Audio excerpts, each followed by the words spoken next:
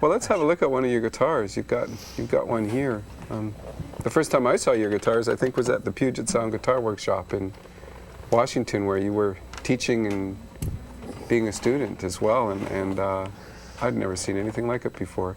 Well, this instrument is based on a 1930s French jazz guitar design invented by a guy called Maccaferri. And they have this unusual sound hole, D-shaped sound hole to them, and there's a secondary sound box on the inside and a reflector to help project the treble end of it. And I became fascinated by this type of guitar through the music of Django Reinhardt and the Quintet of the Hot Club of France.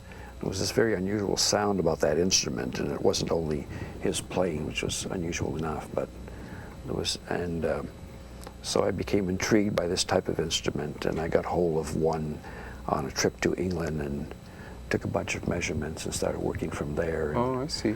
Now you're also... information wasn't available on them. You had to go by record covers and scarce pictures, and I managed to get hold of one and made a fairly complete set of drawings from And was that, so you saw one before you built one then?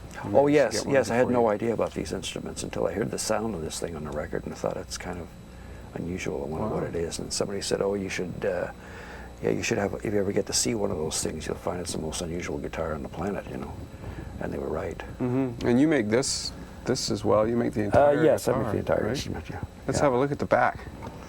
That's pretty fancy there's the piece back. of wood there. It's wood called African blackwood. It's what they normally make clarinets out of, but I think they make cows out of it too. And that's the sapwood, the outside of the tree. And this piece came from, I guess, just where the tree was in the crotch of a tree. It was like a burl, and somehow this piece, when cut out of the log, came out with these white patches in it.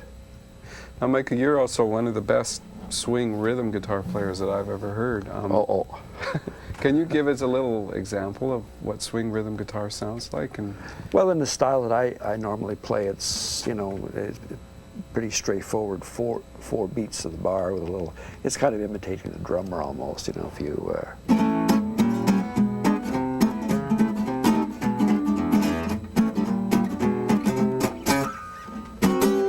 You make it sound really simple and say it's really simple, but for most guitar players, they spend years just trying to get that rhythm down, especially if they've been infected with bluegrass, because it's kind of the opposite of bluegrass rhythm, isn't it? Well, there's that old 2 and 4 in the bluegrass, isn't there?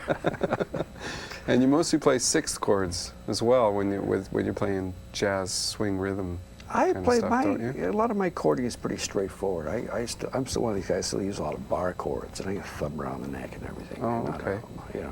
I'm still from the old school where a barred chord was played this way and not some convoluted modern way. I don't know a lot of modern chords. All of my stuff's pretty old-fashioned. Okay, well, with that in mind, now let's segue into the tango you're about to play for us and prove that's totally wrong. Oh, well.